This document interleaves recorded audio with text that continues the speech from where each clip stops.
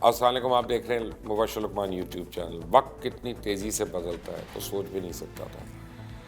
مجھے آج بھی یاد ہے جب 1992 میں عمران خان نے پاکستان کو ورلڈ کپ جتوایا تھا نا جی، تو پوری قوم ایک ہو گئی تھی، اور یعنی ہر آدمی جو ہے اور ہر عورت اور ہر بچہ اور ہر بزرگ جو ہے وہ پاکستان کا جھنڈا لے کے، جس کا جہاں بس چل رہا تھا دوڑ رہا تھا، کوئی گاڑیوں پہ جا رہا تھا، کوئی موٹر سائیکلوں پہ ہارن بجا رہا تھا۔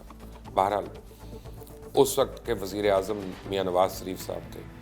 اب یہ وہ وقت تھا جب میاں نواز شریف نے جو ہے وہ خود کرکٹ کے بڑے فین تھے اور کرکٹر بھی تھے، کرکٹ کھیلتے بھی تھے جمخانہ وغیرہ میں۔ پوری کرکٹ ٹیم کو ورلڈ کپ جیتنے کی خوشی میں وزیر اعظم ہاؤس میں دعوت دی گئی، پارٹی چل رہی تھی، باربیکیو ہو رہا تھا۔ آپ کو پتہ ہے میاں صاحب کے کھابے تو وہ تو ہوش شربا داستانیں ہیں ان کی، تو ورلڈ کپ جیتنے پہ جو کھابا ہوگا وہ کیسا ہوگا۔ اب اسی دوران ایک آدمی، ایک غیر ملکی شخص نے میاں نواز شریف سے آ کے سوال کیا کہ کیا آپ عمران خان کو سیاست میں دیکھنا چاہیں گے؟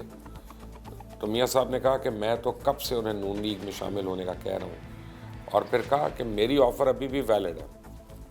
لیکن عمران خان نہیں مانے، انہوں نے ڈکلائن کر دی وہ آفر۔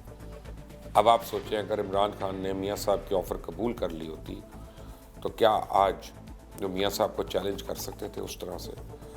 دوسری طرف عمران خان کو بھی فوراً سیاست میں پذیرائی اور نون لیگ میں سپورٹ، صحت یا پھر تعلیم کی کوئی وزارت مل جاتی،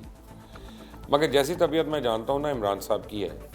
شاید وہ زیادہ عرصہ میاں صاحب کے ساتھ نہیں چل سکتے تھے، اور دونوں جلد ہی ان کے اختلافات سامنے آتے اور وہ الگ ہو جاتے۔ اور عمران خان جو ہیں وہ میرے خیال ہے زیادہ ٹائم نہ لیتے اس اختلاف میں، لیکن اگر عمران خان نون لیگ میں شامل ہو جاتے پھر شاید اپنی الگ پارٹی بھی بنانے میں کامیاب نہ ہوتے، وہ اسی میں بہتری کے لیے رہتے، اسی میں پارٹی میں ہی عہدے کے لیے ویٹ کرتے کہ یہ عہدہ ہوگا تو میں اوپر آؤں گا۔ اور اگر پارٹی بنا بھی لیتے تو بڑی پارٹیز ہیں اس ملک میں کہ جن کے پاس ایک ٹانگے کی سواریاں پوری نہیں ہوتی ہیں، لیکن وہ پارٹی تو ہے۔ لیکن عمران خان نے میاں صاحب کی آفر کو ٹھکرا کر جو فیصلہ کیا، آج ان کے چاہنے والے یا پاکستان تحریک انصاف کے ورکرز سمجھتے ہیں کہ انہوں نے درست فیصلہ کیا۔ یا ایک بات تو ثابت ہوتی ہے کہ زندگی میں انسان کے سامنے کئی دفعہ ایسے حالات ہوتے ہیں جب اسے مشکل اور آسان راستے میں ایک کا انتخاب کرنا ہوتا ہے، پھر جو لوگ آسان راستے کو چن لیتے ہیں انہیں آسانیاں تو مل جاتی ہیں، مگر شاید اگر ان کی منزل بڑی ہو تو ساری عمر کبھی منزل نہیں ملتی، اور جو لوگ مشکل راستہ اختیار کرتے ہیں انہیں منزل بھی نہ ملے تو پھر بھی ان کے دل میں کوئی حسرت نہیں رہتی کہ انہوں نے اپنے دل کی نہیں سنی۔ when it comes to the mind and the heart، ہم کہتے ہیں نا فالو your heart۔ بہرحال عمران خان اس لحاظ سے تو بہت خوش نصیب انسان ہے، انہوں نے مشکل ترین راستے کا انتخاب کیا اور پھر وہی راستہ ان کو اپنی منزل تک بھی لے گیا۔ عمران خان کو پرویز مشرف کی طرف سے بھی آفرز ہوئیں، بڑی آفرز ہوئیں، یہاں تک کہ مجھے پتہ چلا اس وقت ان کو وزیر اعظم بننے کی آفر ہوئی، لیکن عمران خان نے اپنی وجوہات کی بنا پہ وہ نہیں قبول کی۔ بہرحال یہ دوسری دفعہ تھا جب عمران خان کو دو راستوں میں سے ایک راستہ چننا تھا، اور عمران نے پھر ایک مرتبہ مشکل راستے کا انتخاب کیا۔ لیکن ذرا سوچیں کہ میاں صاحب جو کل تک یہ سوچتے تھے کہ عمران خان کو اپنی پارٹی میں شامل کر لیں، انہوں نے کبھی سوچا بھی نہیں ہوگا کہ وہی عمران خان ہے جو ان کے لیے ایک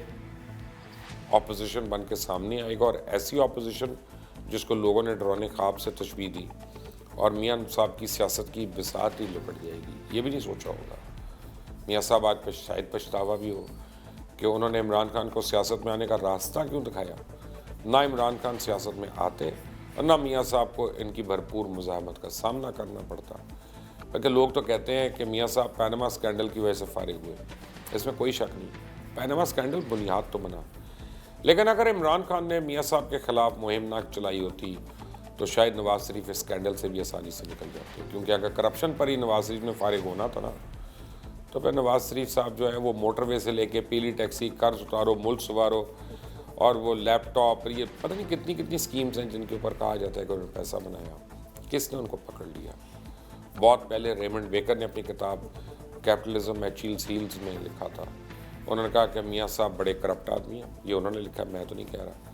انہوں نے کتاب میں کہا گیا کہ نواز شریف نے اپنے دور حکومت کے دوران قومی خزانے سے 418 ملین امریکی ڈالر کی کرپشن کر کے بیرون ملک میں اثاثے بنائے، ان میں لاہور میں اسلام آباد موٹر وے سے 160 ملین ڈالر، کی کمیشن بھی حاصل کی جو نواز شریف نے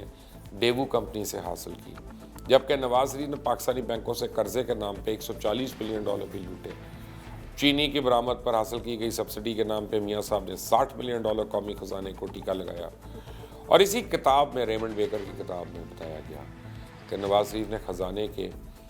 11 ارب روپے لوٹ کر رائیونڈ اسٹیٹ خریدی تھی۔ یہی نہیں، برطانیہ کے اخباروں میں بھی میاں صاحب کے چرچے ہیں، ان کی کرپشن پہ کتنی کہانیاں لکھی گئی تھیں، BBC کی ڈاکیومنٹری بھی سامنے آئی، لیکن کوئی ان کو ہاتھ نہیں لگا سکا۔ اور بائی دا وے مجھے یاد آیا، جس کا اس سے تعلق نہیں ہے، وہ ابھی تک ویٹ کر رہے ہیں ڈیلی میل والے کہ میاں شہباز شریف کا نوٹس ہی ان کو ملا۔ لیکن بہرحال کمنگ بیک ٹو بڑے میاں صاحب، تو یہ عمران خان ہی تھا نا جس نے دھرنا دے کے تحریک چلا کر نہ صرف میاں صاحب کو زچ کیا بلکہ بے نقاب بھی کیا، سیاست سے بھی فارغ ہو گئے۔ اور اب نون لیگ ہے کہ سنبھالے نہیں سنبھلتی، اور میاں صاحب جن کے پاس کہا جاتا ہے کہ دولت کے انبار ہیں، جاتی عمرہ میں محل ہیں، آج پتہ نہیں کیسی میڈیکل رپورٹس کے سہارے لندن کے ایک فلیٹ پہ رہنے پہ مجبور ہو چکے ہیں۔ ہو سکتا ہے وہ آج بھی سوچتے ہوں اٹھ کر کہ کاش میں عمران خان کو سیاست میں نہ آنے دیتا، اس کو راستہ ہی نہ دکھاتا۔ عمران خان کی حکومت کو اس وقت اتحادیوں کی طرف سے چیلنج کا سامنا ہے، لیکن سب سے بڑھ کر انہیں اپنی پارٹی میں موجود نااہل لوگوں کا سامنا ہے، جنہیں پکی پکائی کھیر تو مل گئی ہے پر وہ اتنی گرم گرم کر کے کھا رہے ہیں کہ وہ اپنا ہی زبان چل رہی ہے۔ تحریک انصاف کی حکومت نے اب تک جتنے بھی سخت فیصلے کیے ہیں، ان سے عوام تو براہ راست متاثر ہوئے ہیں۔ اس ملک کے اشرافیہ آج بھی مزے میں اور اپنی مرضی کے قوانین بھی پاس کروا رہی ہے، اور عوام مہنگائی کی سونامی سے لڑ رہے ہیں۔ صورتحال یہ ہے کہ آٹے کا بحران پیدا ہو گیا اور مہنگا ہونے کے باوجود بھی نہیں مل رہا کئی جگہوں پہ، اور طاقتور مل مالکان جو ہیں وہ دولت بنا رہے ہیں۔ عمران خان کو اب بھی دو راستوں میں سے ایک راستہ چننا ہوگا، یا تو مہنگائی کر کے عوام کی کمر توڑ کے خزانہ بھرا جائے، یا پھر طاقتور لوگوں سے پیسہ نکلوایا جائے۔ اس میں تو کوئی شک نہیں ہے کہ عمران نے بڑے بڑے کرپٹ حکمرانوں سے عوام کو نجات دلائی، لیکن عوام ایسی تبدیلی کو کیا کہیں جس نے ان سے آٹا ہی چھین لیا۔ اب خان صاحب کو پنجاب پر زور لگانا ہوگا، ورنہ ان کی سب کری کرائی پر پانی پھر جائے گا۔ بجلی مہنگی، کبھی گیس مہنگی، آئے روز اشیاء خوردنوش مہنگے، پیٹرولیم مصنوعات مہنگی تو سبزیاں، دالیں، گھی، کوکنگ آئل مہنگے، ٹرانسپورٹ کے کرایوں میں اضافہ، کرپشن اور احتساب کے نعرے الیکشن سے پہلے اچھے لگتے ہیں، حکومت میں آنے کے بعد عوام کو ریلیف چاہیے ہوتا ہے۔ کہیں ایسا نہ ہو کہ میاں صاحب کے لیے جو خواب ہے، جو ان کو اچھا خواب نہیں لگتا، وہ عوام کے لیے بھی ایک خوفناک خواب بن جائے۔ یہ بڑا سوچنا ہوگا عمران خان کا، دوبارہ سے دو راستوں پہ آ گئے ہیں، کون سا چنیں گے خان صاحب؟ پتہ نہیں، یہ تو وقت بتائے گا۔ لیکن آپ نے اگر ابھی تک اس چینل کو سبسکرائب نہیں کیا تو پلیز کر لیں، بیل آئیکن کو پریس کر لیں تاکہ ویڈیوز اور اپڈیٹس آپ کو ملتی رہیں۔ اللہ حافظ۔